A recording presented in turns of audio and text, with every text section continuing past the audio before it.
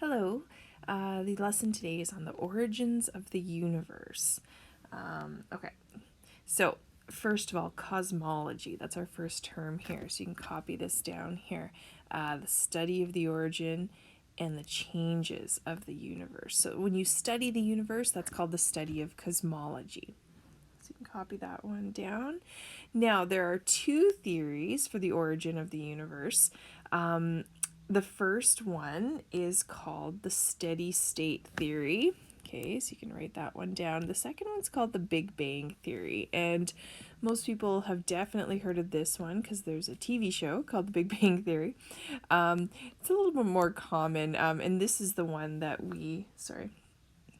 today, most scientists agree that the Big Bang Theory is most likely correct. So this is the accepted theory now, the Big Bang Theory. We're still going to learn about the steady state theory because that's just the historical side of it. Okay, so steady state theory.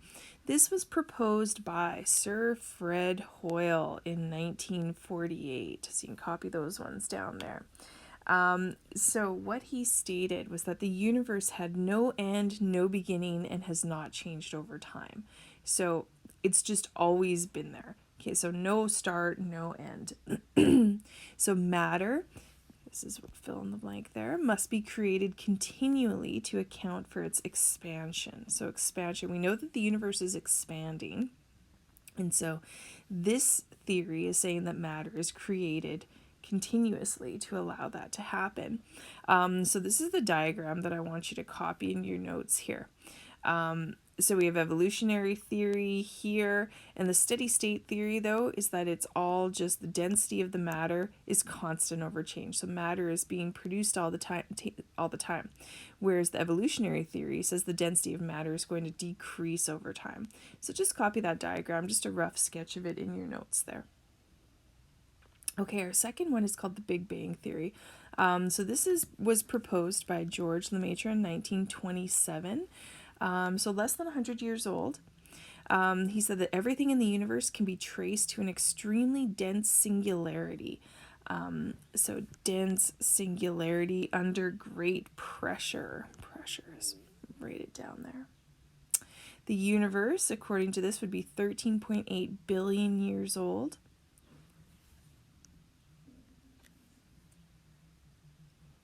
And sorry, one second here. Okay, so the universe expanded rapidly, and then it cooled. So after the initial rapid expansion, the universe cooled sufficiently to allow the formation of subatomic particles and later simple atoms. So what I want you to fill in there. Okay, hold on. So it says the universe expanded rapidly and then slowed down. This allowed it to cool. So you can put cool in there. As it cooled, some atomic particles were created. Some of these these were quarks. So that's Quark. So quarks, and then simple atoms after that. So that's sort of the process there. So giant clouds of these primordial elements later coalesced through gravity. So coalesced would mean come together to form stars and galaxies. And so this is what you can write in that bottom line there. How were stars and galaxies formed? Okay, so is the universe still expanding?